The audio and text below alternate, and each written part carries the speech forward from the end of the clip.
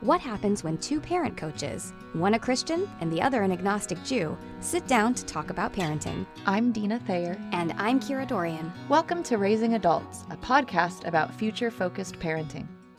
This episode of Raising Adults is brought to you by apainfreelifestyle.com. If pain is preventing you from enjoying time with your family, allow Courtney with A Pain-Free Lifestyle to help. Courtney specializes in getting people out of acute and chronic pain through corrective exercise from the comfort of their own home.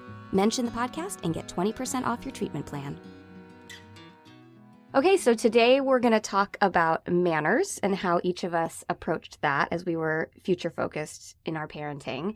So let's start. Deana, why don't you talk a little bit about why manners were important to you?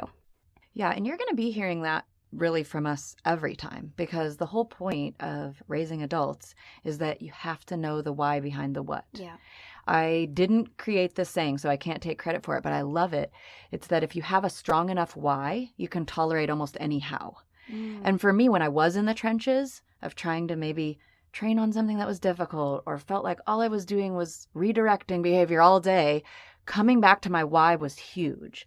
And that's going to be a real focal point, I think, of everything we talk about. So in terms of manners, of course, coming at the perspective of where we are as a faith-based family, it was a huge deal to us that we interact in a way that is loving to people, that gives them courtesy, that respects who they are as people. Of course, for us also, we believe people created in God's image. They're hugely important, right? So we're going to be caring about people. That's huge for our family. We are not going to be self-centered. And in fact, when we have the opportunity to put others before ourselves, we're going to do that. And one of the things I did is I was big into communication. I have a speech communication degree. That's my undergraduate degree. And so I'm really passionate about communicating well. And I know by that time, from some of my work in early childhood development and doing the birth classes and just infant stuff, that babies don't have that vocal acuity, but they do get hand dexterity first. So that was how the idea to do sign language came. And I had learned a little bit about that and chose to sign with my kiddos. And that was our first exposure to manners. I taught them the signs for please and thank you so that even before they could say it, they could express it.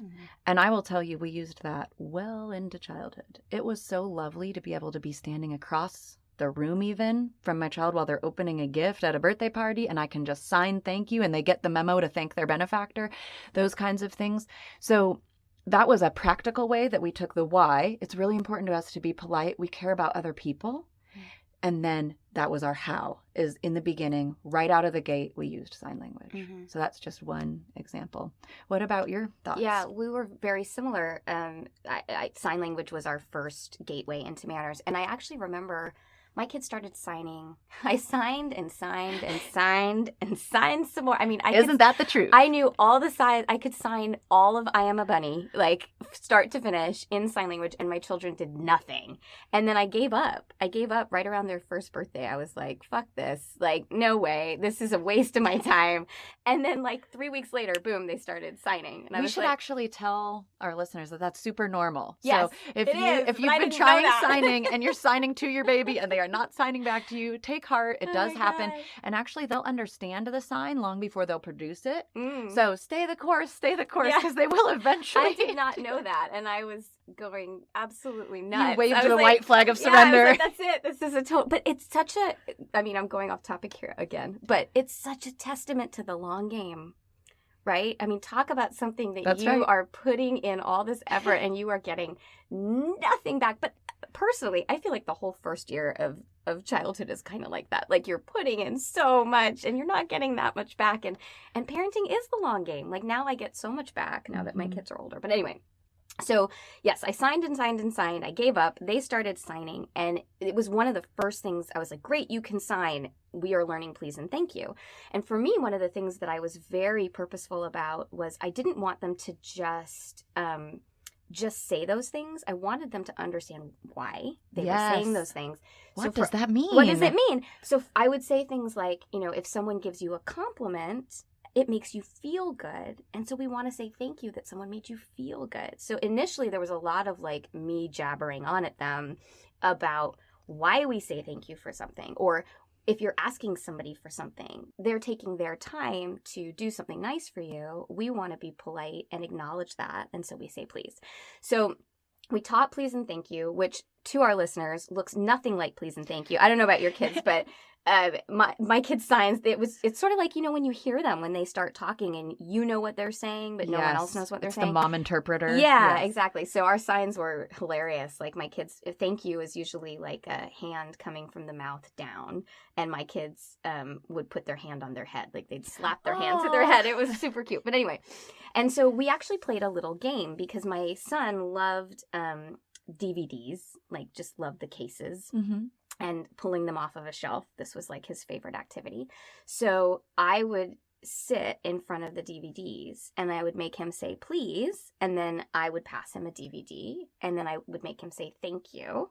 And we would just play this game over and over and over again. And then they caught on. Such a great way to do it, too. You have to do that reinforcement. Yeah, and it has to be fun. Right? It does. Like something he already likes doing. Exactly. Attach the sign language to it. And I want to say, too, because you mentioned this and I love it, just so the listeners know as well, that approximations of signs are absolutely great and normal. And babies often at first will do a version of the sign that isn't exact, which is A-okay because they'll get there. Yeah, I always thought the sign for water is like you make a W with your fingers. Mm-hmm. And I was like, what 1-year-old can make a W with it? I mean, it's never going to look like that. Actually, a lot of them end up doing what ends up being the sign for wine, which is hilarious. But that's awesome. There's so many things that can just go slightly wrong with that. But they're cute because they're babies. Yeah, exactly. I love it. So we played this little game and I taught them please and thank you. And similar to you, I may have even gotten this from you. I still use it to remind for thank you. My daughter never needs reminding, but my son does sometimes. But I also will use it if they're doing something they shouldn't be doing. I'll use the sign for no thank you. To be able to sort of discipline them privately so that they're not getting embarrassed, but I can send my message. I love that, and we did that a lot too. We used wait a lot. If I was in a more public setting where they were getting impatient or maybe starting to fuss, I could just do the sign for wait, and it didn't engage us in any kind of struggle for power or control. And the other nice thing is, like you mentioned, just a really quiet redirection that maintains their dignity. Mm-hmm. So you're not having to call them out possibly in front of people or in a public setting. You can just let them know, no thank you. Mm-hmm. We also would sometimes use the sign for stop if there was something they were doing that I needed to just cease, but I didn't want to make a scene. And another great pro tip right here is we loved it for avoiding that horrible moment in the restaurant when you'd like the floor to open up and swallow you because your child just said, I have to poop. So we also taught them the sign for toilet and just had them do that anytime we were in public so that we knew they needed to go to the restroom but could avoid that festive moment again, that's manners, right? That's creating a polite way of communicating in the world because our world really does still revolve around this. I think it's fading a little bit. Yeah. But I think that it is still noticed and appreciated when people are polite. And that also, again, back to this idea of we are raising adults. What kind of adult do I want to contribute to the world? I want an adult that knows how to say please and thank you. I want an adult that can send a thank you note. I want an adult that, doesn't announce that they have to poop in the middle. Not that anyone does, but you know what I'm saying? Like, but that wouldn't be socially acceptable. I completely agree. I guess sign language for both of us then was a huge way of implementing these different things. How did you use manners? So putting sign to the side once you then kind of transitioned into okay, my kids can talk, what kinds of things did you do around manners? Right. Well, actually pretty similar to you. When they were able to handle a little more rationale and background, we spent time explaining the why. So again, coming back to that why behind the what and talking to them about, again, it was with an others focus. So once they could talk and could say, please, thank you, those kinds of things, politely ask to do something, knew how to politely even ask me to change my mind if I'd maybe given an instruction. We taught them a polite appeal is what we called it. Mommy, may I please appeal? And we always talked about the why. So with the manners, a big one, I loved that you said, it makes you feel good when someone gives you a compliment. We're going to thank them. You gave me a good feeling. Yeah. And so we talked about other whys around that. With gift giving was a big one. We talked so much about, even if you open it and inside it wasn't really what you were hoping for, or you already have one, that person spent their time and resources to go out and they were thinking of you and they chose you something. And it is the right thing to do to thank them for that energy and effort they put forth, regardless of whether the gift brings you inherent joy. It's really, again, it's about the other and how can we honor that. So we talked a lot about that once they had that verbal skill. Yeah. Then we got really more into the why so that they could make it an ongoing habit and not just once the sign dropped, also so did the manners. We didn't want that to happen. Right. I love that. We do, back to the waiting thing. So I don't know if you've heard of this or if you've even seen my kids do this, but if they want to interrupt, if I'm having a conversation, one of the manners that was really important to me was this idea of politely interrupting. I appreciate you're a kid. I appreciate you need my attention, but you also need to learn how to navigate that and be patient and wait. And so my kids put their hand, I did not come up with this. I'm just going to tell you all that I read this in an amazing blog, but they put their hand on my arm. And then I put my hand on their hand to let them know that I know they're waiting. And I think with all of these things, though, one of the things I want to talk about is that what it looks like to implement this. Because what a great idea. Isn't that a great idea? Wouldn't it be nice if that worked the first time? But it doesn't. It works like the 50th time. Absolutely. And so let's talk a little bit about what it was like to implement. Because I go crazy with these parenting books. I don't know how many you read, but I read just too many when I was pregnant. More than I care to admit. Right. And they're great in theory. That's such a good idea. But then the actual implementation is hard. It is hard. And so one of the best books I read talked about when you're implementing something new, you don't get to relax for 3 days. That was her view. And this worked really well for us, that there's a 3-day learning curve for kids. And so the first day is the hardest because you literally have to redirect. It's your entire focus for the day. So you want to implement something new on a day where you can handle that. Not on a day where you're running around doing errands, not on a day where someone's coming for dinner. Implement it on a day where you have the bandwidth to be completely focused on teaching please and thank you, or be completely focused on every time they try and interrupt me, I am going to prioritize reminding them to put their hand on my arm, reminding them to wait, right? And that's going to suck, but being willing to focus on that. And then she talked about that the second day it gets a little better. And by the third day, usually it's resolved. And we have found that to be true in parenthood, that if we kind of focus on those 3 days, that oftentimes by that third day, the kids have got it. They've started to figure it out. Yeah, it's so interesting. We did that too. We called it the interrupt rule. And it didn't necessarily have to be my arm, but they put a hand on me, on my leg, my arm, something. And I put the hand back over theirs. That's I notice you. I acknowledge you. I'll be right with you. And I also love that you mentioned the 3-day rule, because even with my sleep consulting clients, if they're going to do what I call the rip the Band-Aid off approach and really try to get baby on some kind of a routine, I always tell them you can probably expect 3 rough nights, but no more.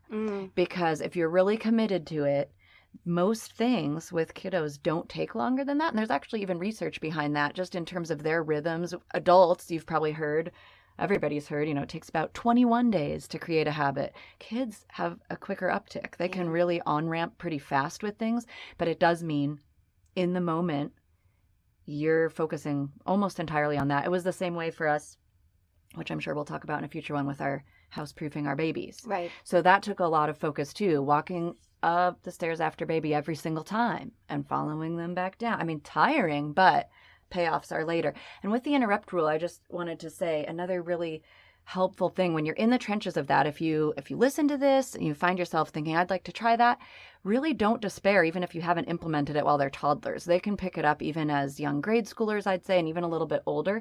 And it just means that probably for the first day, every time you're reminding, you're saying, oh, we actually put our hand on mommy. And then you'll feel my hand. That lets you know that I know you're there, but then I need you to wait. And reminding. So I actually did combine it, at least at first, with verbal reminders until we could just have that beautiful silent hand, wait.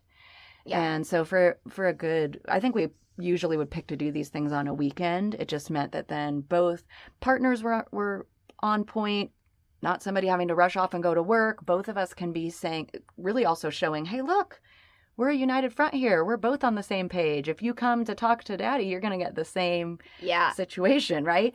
So that was really important. And so I don't know about you, but I did back it up with explaining what we're doing a lot. I mean, I would say dozens of times at first, that first day and a half.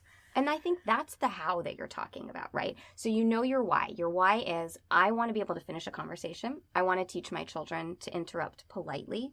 And for me, it was always, and, I want them to be seen by this world that's judging them from day one as the polite children and the lovely children that I know they are. So that's the why. The how, like you said, sometimes you have to tolerate a pretty nasty how. And so that's the how, right? Is like, oh man, I'm going to have like 3 days of this nonsense. And I'm going to have to be totally focused on that. But the payoff is so huge. Well, and again, that's why you go back to the why. It helps you when you're in that. You remember, oh, this is going to be so worth it when they are seen as those polite kids and when they have a skill to be able to interrupt politely. But I also think part of the why also is for them, to give them, you have a way to get to your parent. You're never going to be just ignored or pushed aside. You have a way to get to me, but you may need to sometimes wait a little bit while I wrap up that sentence or finish that thought. And they feel honored and acknowledged. When you put the hand on, you're saying, I see you, I acknowledge that you need me, that's right? And that's half of what they need, is just to know mom's coming, right? She's going to be there. I think that where it can be really hard is when we jump into feeling like I just have to fix it, and if I can't fix it, well, fuck it, right? Because it's so hard and I'm just trying to survive. Yeah. And I get that. I really do. And I think that that's where a lot of parents, they give up, kind of like I did with the sign, right? I'm like, I've been doing this over and over and over, and forget it, I'm all done. But this perseverance, I think the more you put into it and keeping your eye on that long game, it makes those days where you're like, oh my gosh, here we are again. It makes those days a little bit easier to weather if you can see the payoff. That's right. And if you're having a day where you already wonder, is this day over yet? And it's 9 a.m., congrats, you're normal, first of all.